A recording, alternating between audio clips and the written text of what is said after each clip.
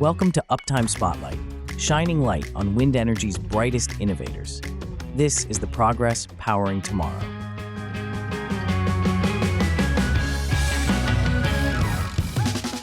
Andrew and Brad, welcome to the show. Thanks for having us. Thank you. Well, we're going to start off by talking about carbon pultrusions because that's the focus of your technology, Tightline Composites. And there's been some recent advancements that are really fascinating. But I kind of want to go back a minute because carbon pultrusions are the future. Even though we're still making some fiberglass blades, that'll have a limited lifespan. We're going to be moving to carbon pultrusions because the strength and the weight and the cost, simplicity of it just makes carbon pultrusions the future. And Tightline Composites has been key in that mold of making these carbon planks and getting them out to industry. But one of the big problems with any sort of carbon plank product is it usually has a peel ply. And Andrew, you want to talk about what that peel ply does and why it's used and why we need it? You really need that surface energy created by removing the peel ply to get an effective bond as you're building your spar cap. And so for years, this has just been considered a necessary evil in terms of creating that effective bond. And that's the world we've lived in for the last 10 years. And a peel ply, for those who are not deep into the composite industry, a peel ply is a removable ply of fabric it's applied over the carbon on the outside. And it's kind of thicker and it has this kind of roughened surface. So when you build the pultrusion, you got these two layers of this peel ply on either side and it travels with the product. So as Tightline sends out product, these peel plies go with it. And ideally, when they get to the factory, the people on the floor pull this peel ply off. And it's not fun to peel off, one. And two, it's kind of invisible. So you can forget that it's there and install it in a blade. And Joel, you have seen that in the field. You've seen pultrusions where they have the peel ply still attached. Yeah, it's like Alan, we saw one the other day too, where it's like there was still a coating on a down conductor, right? So like if you try to embed this product, the idea behind peeling the peel ply is you peel the peel ply and now you have a prepped surface that can be chemically and mechanically bonded to easier or in a much better way as designed. So if you forget to pull that off, now you have a structural element inside the blade or inside of whatever you may be building in composites that doesn't have the ability to bond properly to that pultrusion, to that carbon plank or to that glass plank. And if that's the case, you lose, I can't put a number to it, right? But you lose an immense amount of structural strength.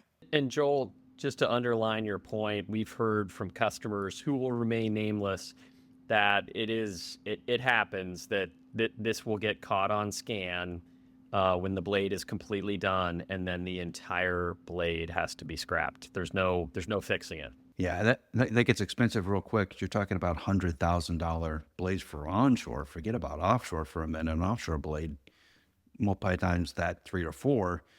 So the engineering is right. The pultrusion is the right answer, and carbon is the right answer for blades. But it really comes down to getting the peel ply and what do you want to deal with that? Because the other part of the peel ply is you just create this waste cycle. That peel ply gets just tossed into the garbage. It's not a recyclable thing. It's one use and it's done. So in the carbon pultrusion world, if we can remove that peel ply, that is huge, gigantic. However, it's been really hard to do that because there hasn't been any technology to remove it. And we've been using it forever in aerospace and wind. And that's where Brad comes in. And Brad's company has developed a way to eliminate the peel ply, which is a huge cost savings and a labor savings and a downstream savings. Brad, do you want to describe what you're bringing to Tightline and how this technology works?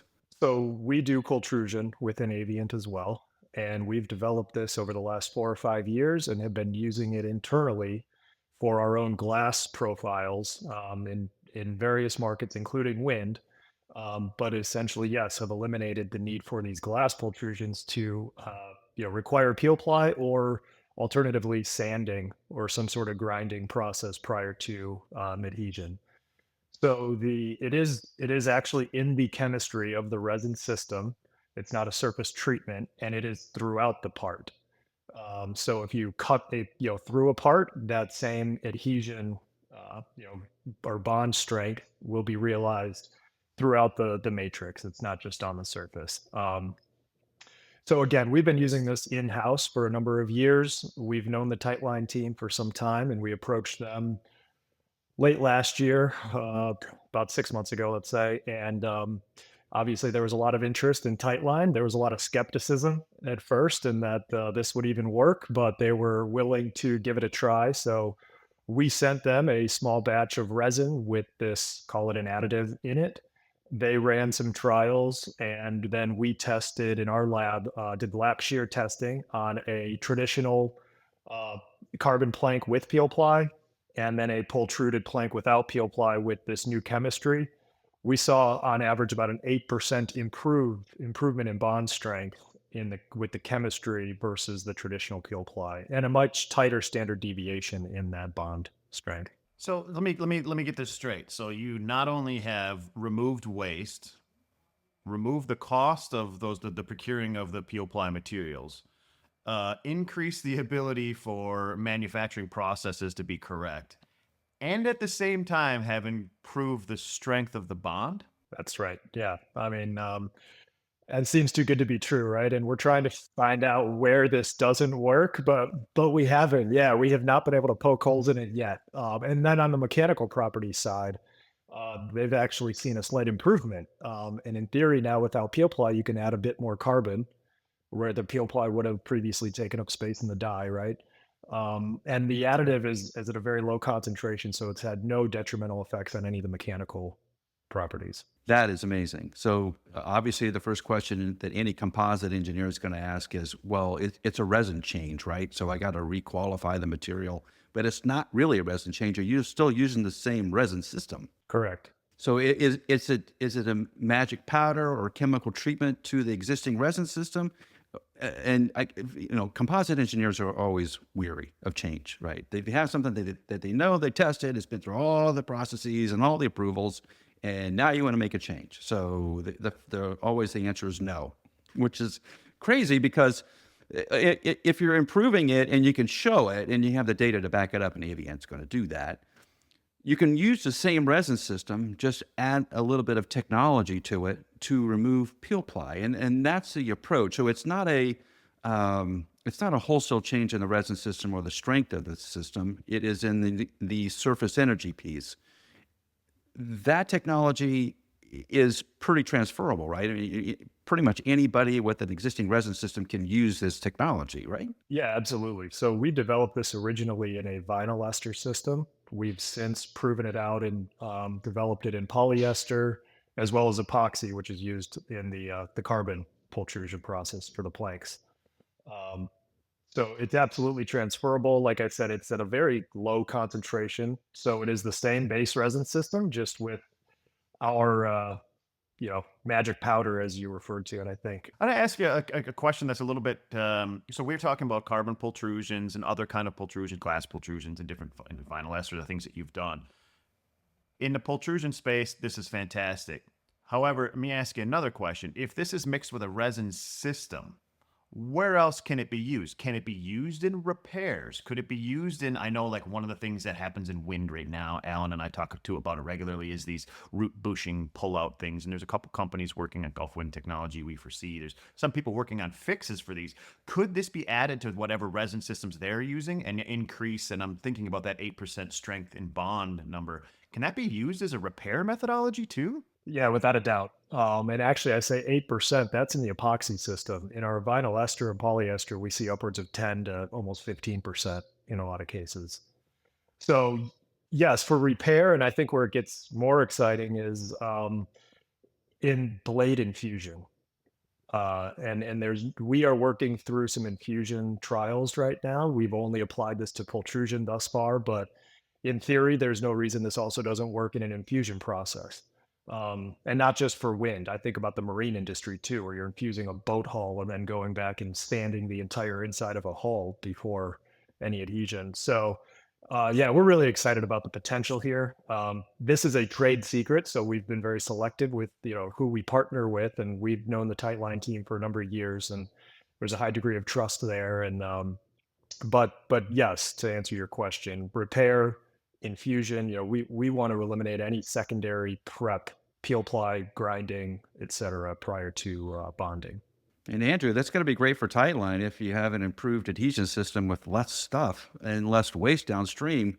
That's a major advantage for Tightline. It's amazing, and I don't want to say that we were skeptical, but the results were surprising and amazing in a very happy way. And I think you hit the nail on the head, Joel, with waste is obviously a big thing from a cost standpoint, from an environmental footprint standpoint.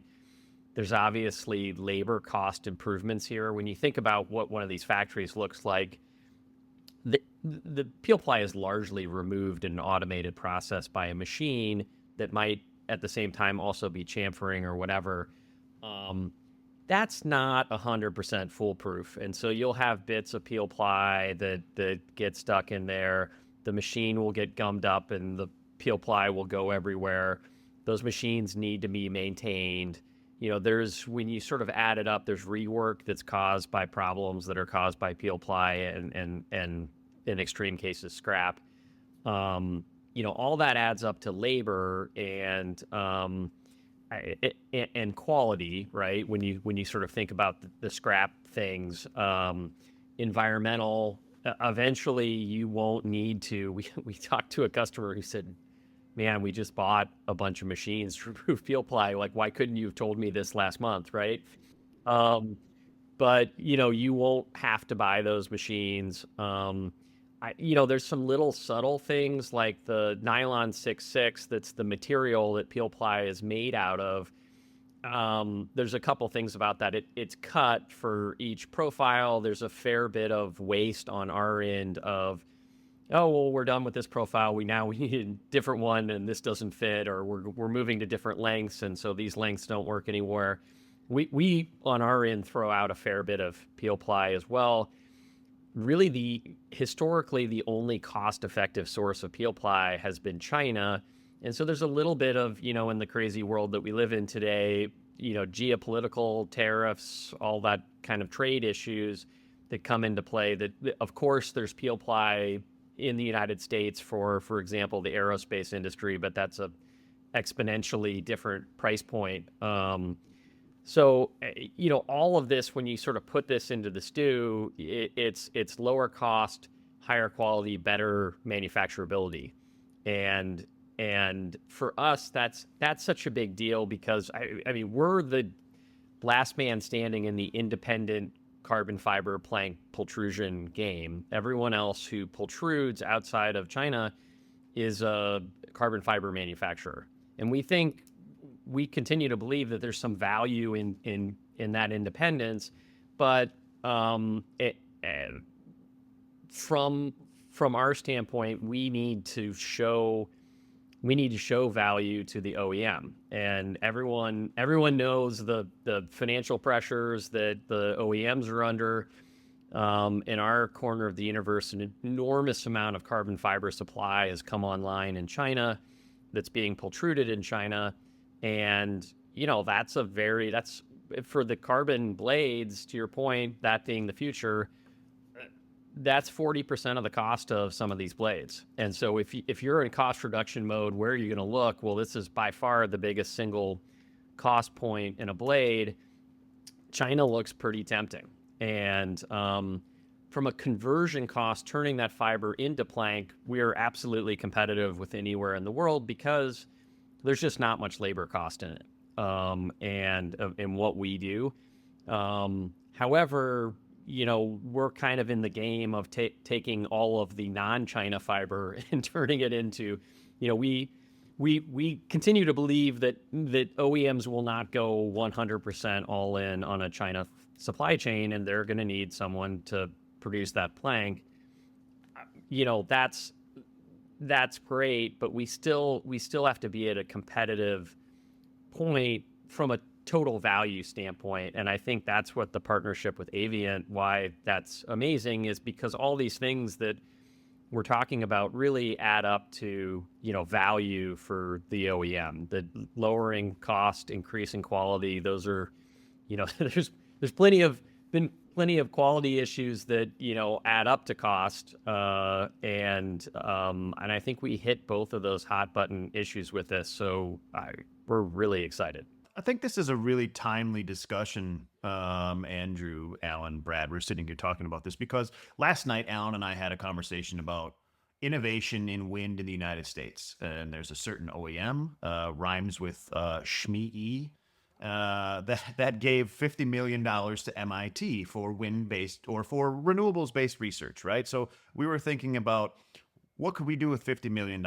Where does this money in research and US-based wind innovation that can be actioned now, right? That can be something that's not pie in the sky 5, 10, 15, 20, 30 years in the future research. While that stuff is good, we know that. We need things that can change the way the wind industry works today. And that is lowering costs, making things more efficient, making things better, which is what this is. So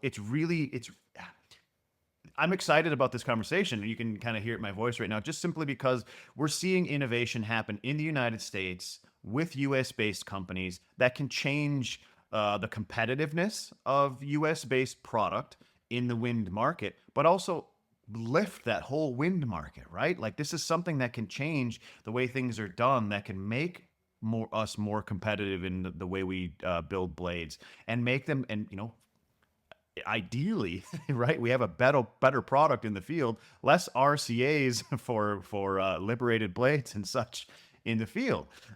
So I guess my next question for you guys is, you have this partnership, Avient, developing the technology, Tightline putting it out into the field, or putting it in front of clients in the field. What have you received from feedback from your basically market entry process? Like, have you been talking with blade manufacturers or OEMs, and what are they saying back to you guys about the product? I would say, it's impossible to.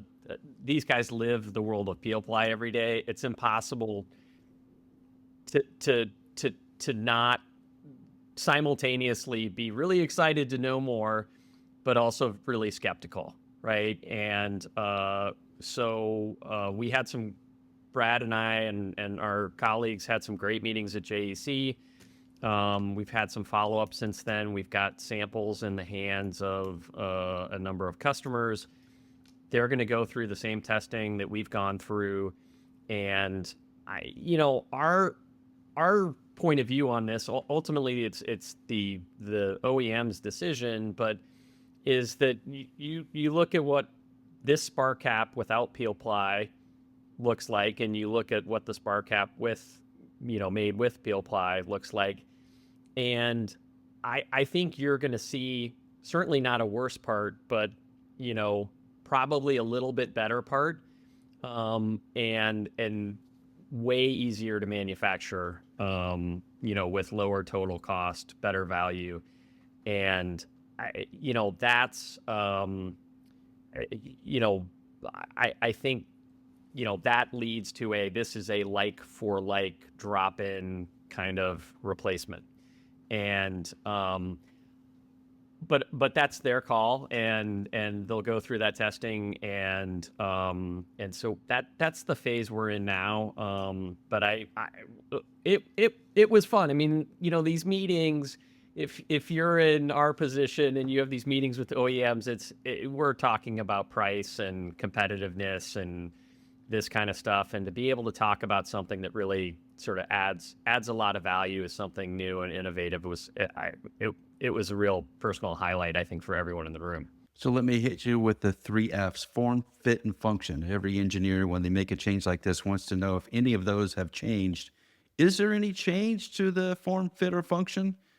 Because the peel ply has been removed, I guess you can add a little bit more carbon to it, make it stronger to cover up the difference. It's super small, but yes, if you want the same properties in a slightly smaller form, that's obviously what you get if you just use the same mold. If you want something with slightly higher properties, a little beefier, fill up that mold. That that's doable too, right? So it's really.